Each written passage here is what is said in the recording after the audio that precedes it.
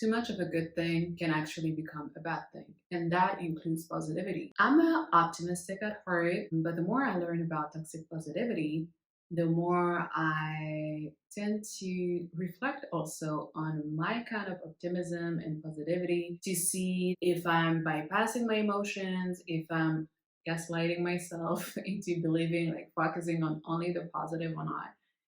And I think it was like super interesting to gain much more knowledge about that and see how we can be positive in our lives, but at the same time, making sure that we taking care of our emotional well-being. When we hit rock bottom or we're going through the most challenging times, we often think that positivity is something that doesn't really crosses our mind.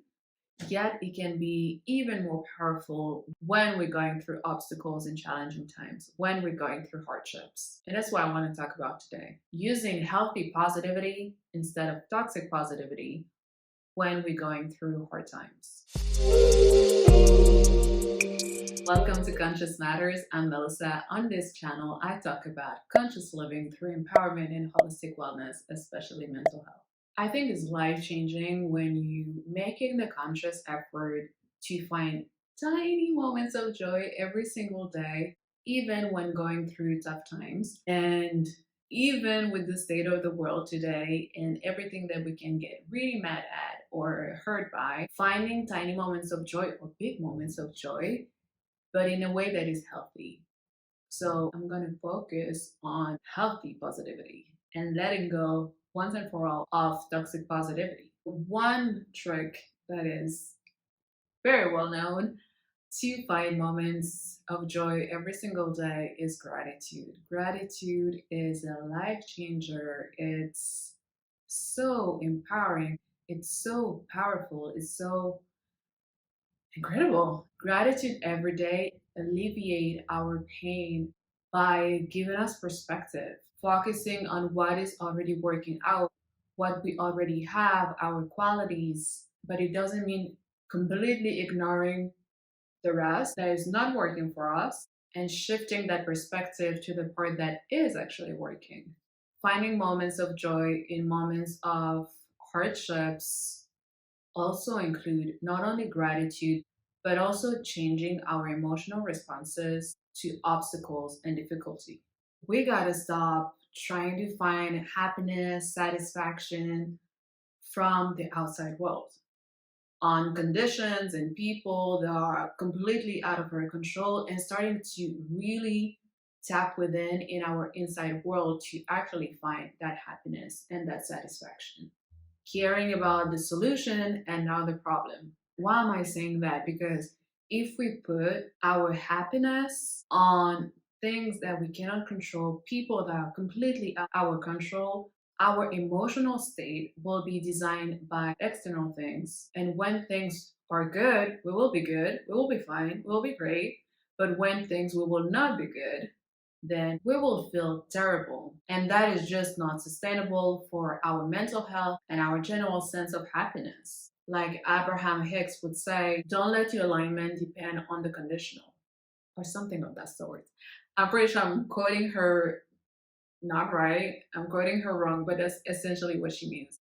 Because conditional things keep on changing, and they're not necessarily aligned with you. They're not aligned with your growth, they're not aligned with your truth, they're not necessarily aligned with your essence. So you cannot put all of your emotional state, your well-being, your happiness, your satisfaction onto things that are just what they are, but not necessarily in the same vein as you. Plus, by doing this, is literally you giving your power and your agency away every single time. You don't want to do that. We don't want to do that. We really don't. I don't know about you, but living by giving my power away, this is not the way I want to live. I think even in hardships, we can still find positivity without it being toxic positivity. We're still feeling our feelings. We're still taking time to process things. We're still being aware and very discerning. Yet we can still find positivity by using gratitude and switching or changing our emotional responses to hardship and difficulty. And it can be like, yeah, but Melissa, when we in something that is horrible, like a terrible situation, how can I find the good? How can I use that positivity? What is the point even to find that positivity? First of all, because it will make you feel good and you deserve to feel good, even in the uncomfortable, even when you're in a terrible place, there's always a silver lining. Hitting rock bottom, the silver lining is that from that place, you can only go up.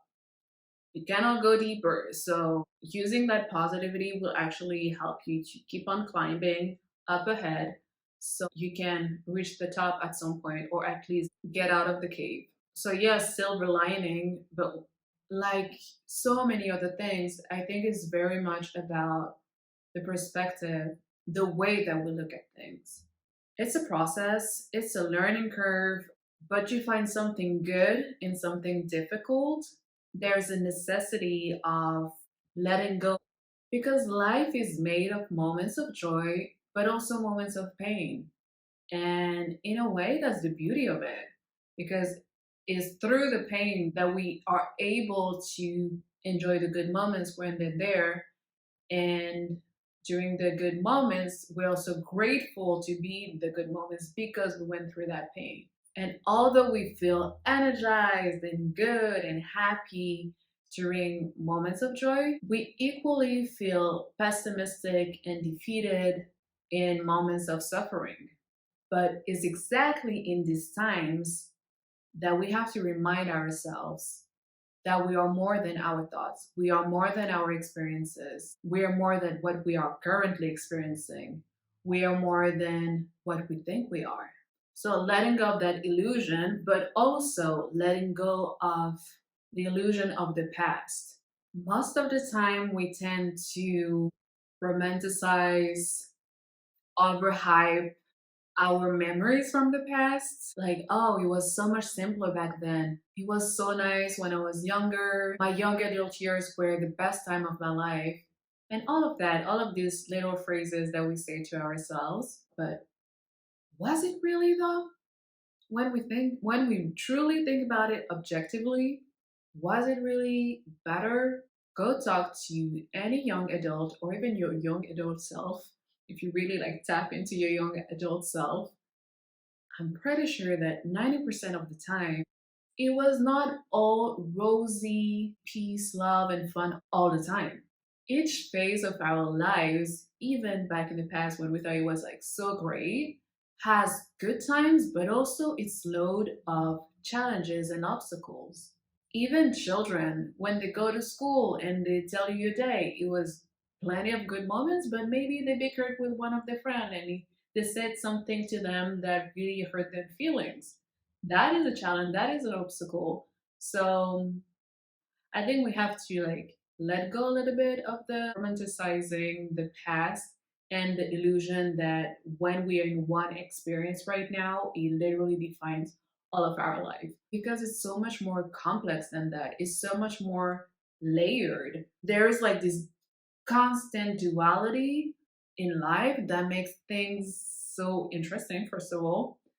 Interesting, good and bad, of course, but at the end of the day, once you start shifting that perspective, you change your emotional responses, that you let go of the illusions of what I've been talking about, but also the past, like the way that you see the past, it's so much more easy to take a step back and actually see the silver lining and enjoy whatever experience that your soul puts you through at that time. And the other thing that helps finding the good and using that positivity during hard moments or during hardships is having our own back by remembering that yes, only the present moment is real, the past has passed, and the future is yet to come. But when going through challenging times, one thing that I always remind myself of is that it's temporary. It's temporary, like everything that happened before, it was just different chapters after chapters. Even our existence is temporary. We all have an expiration date, despite the amount of money that we have, how healthy we are, how beautiful we are, how intelligent we are. This is terrible to say, but we are all perishable, just like everything in life. Just like everything in life, including the bad times. And never forgetting that we are healing, we are creating, we are building not only for now, but also for our future self too. And little by little, with time, it will get easier down the road. So really taking care of ourselves, taking more responsibility for our wellness, and being accountable for ourselves now and later. So down the road, we can become better and not bitter. And down the line, to extend that to our loved ones, to our community.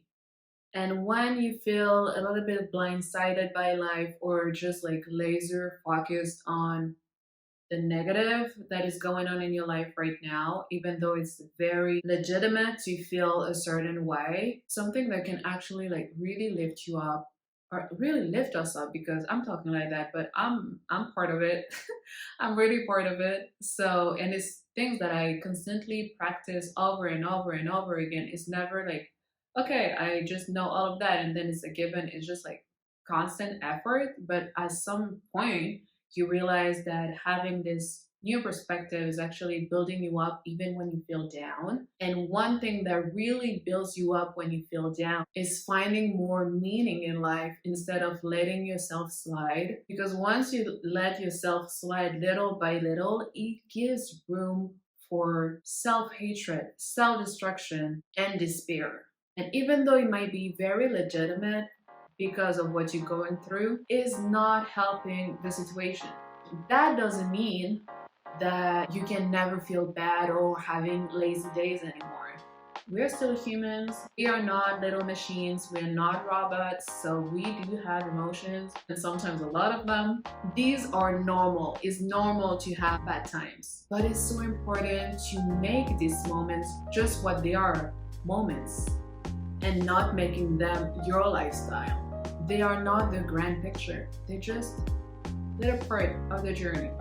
That's why it's so important to pick yourself up every single time. Even if that means picking up each piece one by one and it takes forever, it won't take forever. It will take a long time, but since there are moments, it's not gonna be for forever. So you can stand back up, hopeful and optimistic, yet discerning too, so you can keep on going. I think there is this huge misconception of someone being optimistic, of positivity. I think positivity can be very, very powerful if used in two ways. I mean, that's what worked for me until now. It might change.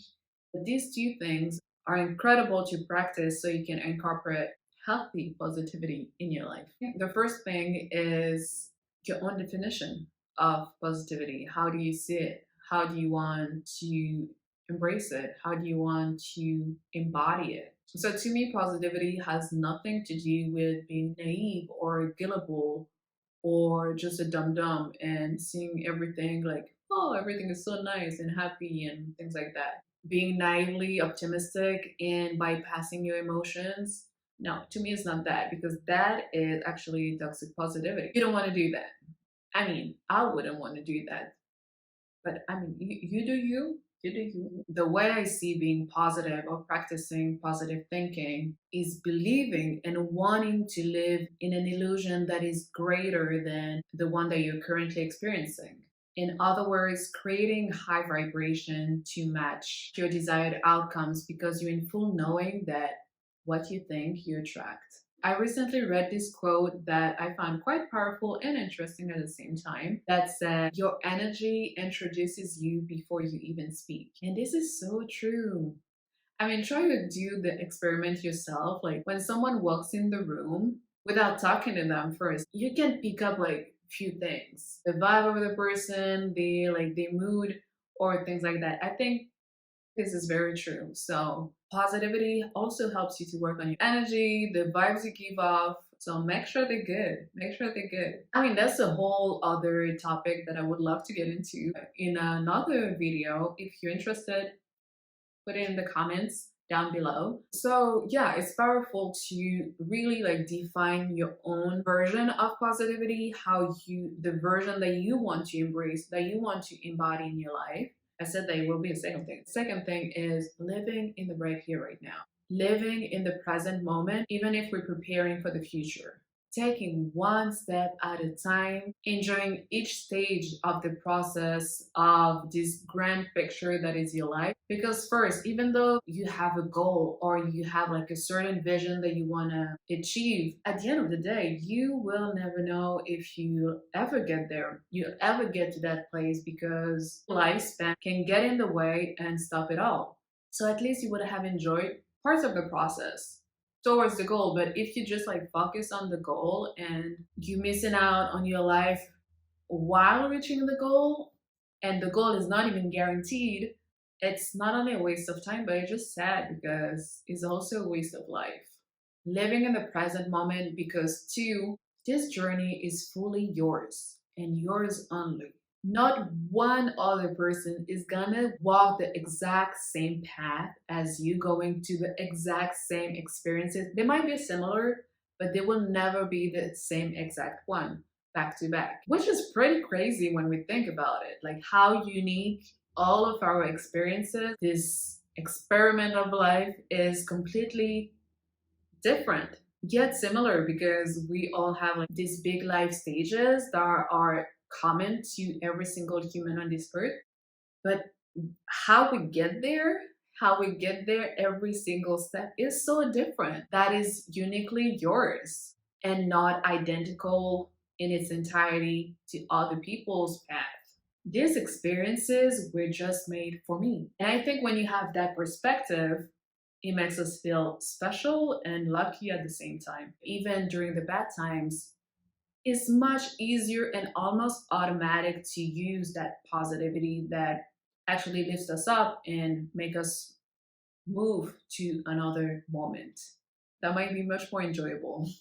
And the third reason why living in the present moment helps building positivity is also because each brick that you're stacking to build that strong, healthy, solid foundation for yourself is a learning process that teaches us so much, that teaches us so very much, and builds so many skills too, and make us meet different types of people along the way. Just that is magical in itself.